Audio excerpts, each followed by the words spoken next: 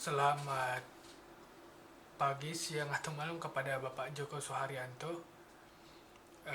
Sebelumnya perkenalkan Pak, nama saya John Pawal Jasinaga. Saya dari Prodi S1 PJJ Manajemen. NIM saya 240 2010 20247 seperti tertera pada layar ya Pak.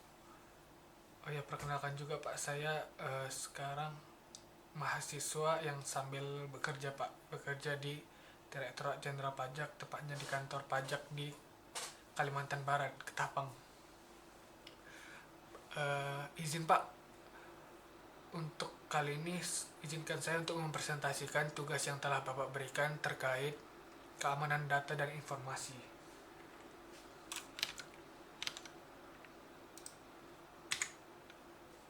Sebelumnya, pada presentasi saya akan membagi kepada beberapa bagian. Yang pertama, pengenalan apa itu data. Yang kedua, data pada pemerintahan. Yang ketiga, situasi keamanan data di Indonesia. Yang keempat, penyebab kebocoran data. Yang kelima, langkah pemerintah. Dan yang terakhir adalah langkah yang dapat diambil oleh masyarakat. Yang pertama, apa itu data? Jadi data itu singkatnya, data adalah kumpulan fakta, angka atau informasi yang dikumpulkan dan dapat digunakan untuk analisis, pengambilan keputusan, atau pemecahan masalah. Jadi data itu bisa dapat berupa angka atau teks, bisa juga dapat berupa gambar, dan juga dapat berupa suara. Selanjutnya, karena saya akan membahas terkait data pada level pemerintahan, karena itu sedikit saya menyinggung apa itu sebenarnya data pada level pemerintahan. Jadi data pemerintahan itu adalah data yang informasi yang dikumpulkan oleh pemerintah dan dikelola dan digunakan oleh instansi pemerintah. Tujuan dari data-data ini adalah dapat berupa sebagai perencanaan kebijakan publik, sebagai pengambilan keputusan dan alokasi anggaran, contohnya alokasi anggaran APBD dan APBN. Apalagi pada instansi Direktorat Jenderal Pajak sering membahas tentang anggaran APBN dan APBD. Yang ketiga, pemantauan dan evaluasi program, dan yang keempat, transparansi dan akuntabilitas. Jadi data tersebut adalah wujud transparansi pemerintah terhadap masyarakat. Contohnya data-data terkait penerimaan negara yang biasanya diinformasikan langsung kepada masyarakat dan dapat diakses oleh masyarakat umum.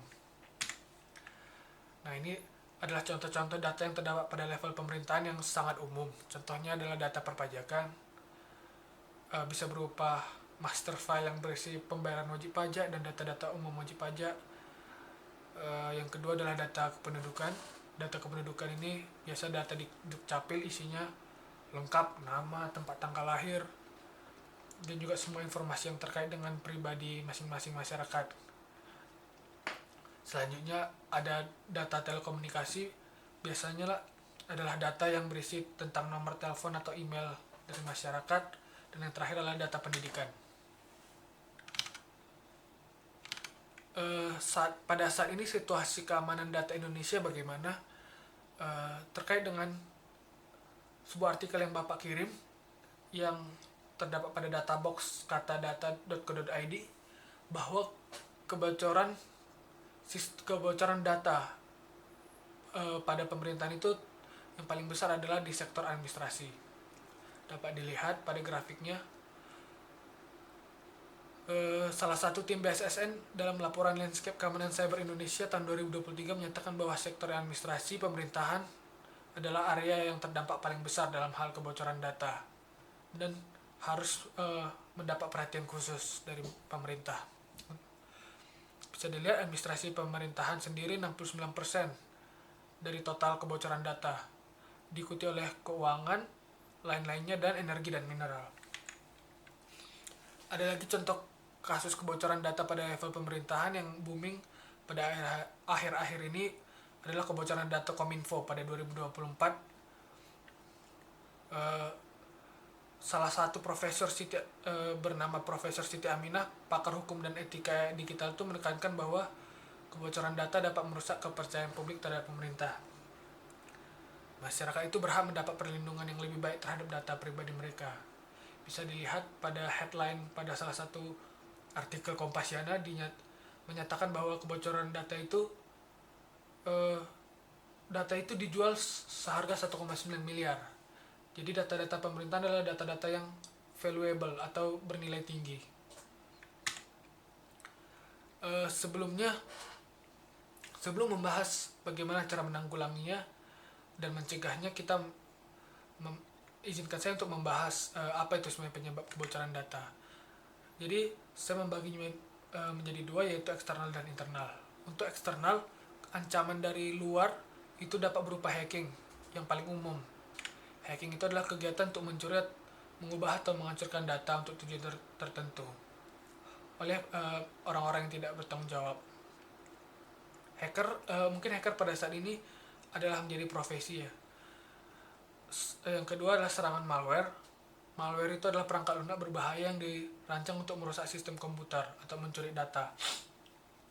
Jenis malware itu banyak, tapi yang biasa terjadi pada masyarakat itu atau pada level pemerintahan itu ya virus, bisa ransomware atau trojan.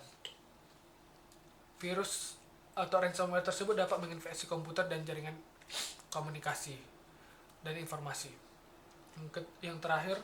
Yang ketiga yang paling umum adalah phishing. Phishing itu biasa email-email atau SMS yang berisi link yang jika kita klik link tersebut akan meminta data pribadi kita seperti data-data password dan data-data username yang akannya nanti dikumpul oleh mereka dan digunakan sebagai data besar yang dapat dijual kembali kepada pihak-pihak lain.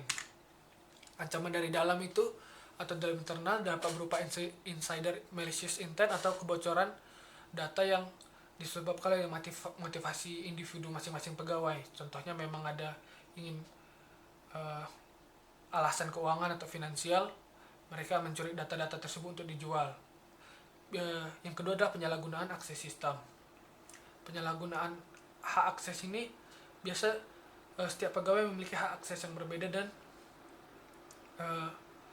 dapat digunakan untuk kepentingan pribadi bila tidak digunakan dengan tanggung jawab. Yang ketiga adalah laporan ke sistem yang tidak diperbaharui. Contohnya adalah perangkat-perangkat lunak pada perkantoran administrasi pemerintahan itu biasa masih menggunakan yang software yang lama yang belum update terbaru atau bahkan software bajakan. Apa langkah pemerintah yang tepat? Selanjutnya membahas langkah pemerintah. Pemerintah itu harus mengambil langkah yang tepat sebagai wujud pemerintahan yang akuntabel dan terpercaya. Untuk itu saya mengelompokkannya menjadi 3. Langkah yang pertama adalah kebijakan. Jadi pemerintah itu harus membuat kebijakan keamanan data yang bagus, yang akuntabel, dan juga jika memang sudah ada, maka pemerintah harus memperbarui kebijakan tersebut.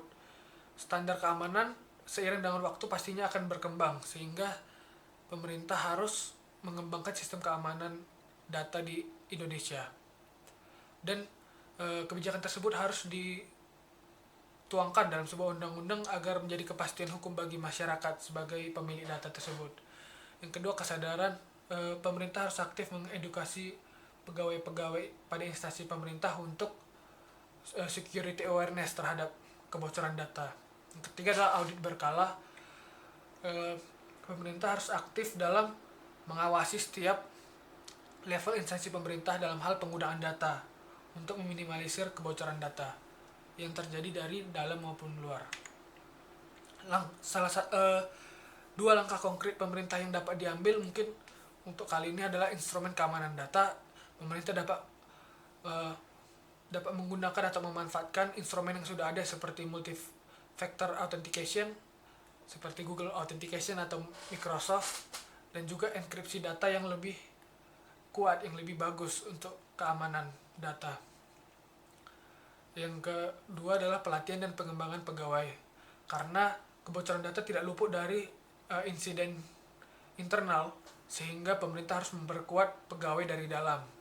Dapat dilakukan dengan cara e-learning atau bahkan pelatihan luring, luar jaring, pelatihan langsung terhadap pegawai untuk mencegah keamanan data. Bisa berupa pelatihan teknis dan pelatihan lainnya.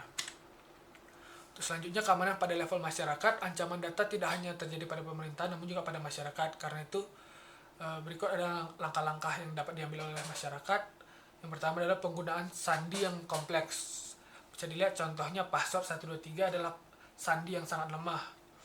Bisa diganti menjadi huruf besar, huruf kapital dan huruf kecil, dan angka dan juga simbol. Jadi digabung menjadi satu agar menjadi password kompleks yang sulit untuk retas. Yang kedua adalah waspada phishing atau email yang sudah saya jelaskan sebelumnya.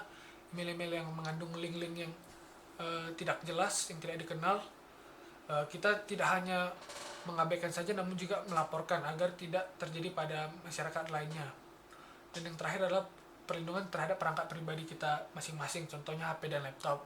Penggunaan antivirus wajib karena antivirus adalah aplikasi yang dapat menghadang ancaman keamanan data. Dan juga penggunaan VPN. VPN untuk agar data kita tidak mudah di-trace, seperti data lokasi kita, lokasi dan data-data lainnya. Sekian Pak, mungkin untuk presentasi singkat yang bisa saya berikan pada malam hari ini. Lebih kurangnya mohon maaf. Saya mengucapkan terima kasih banyak kepada Bapak Joko karena telah memberikan materi dan juga memberikan tugas ini sehingga saya dapat mempelajari secara ringkas mengenai keamanan data pada pemerintahan. Apalagi saya bekerja pada level pemerintahan Pak, sehingga hal tersebut menjadi perhatian khusus bagi saya dan mungkin akan saya sosialisasikan juga ke teman-teman, ke partner kerja saya Pak. Mungkin sekian Pak, terima kasih.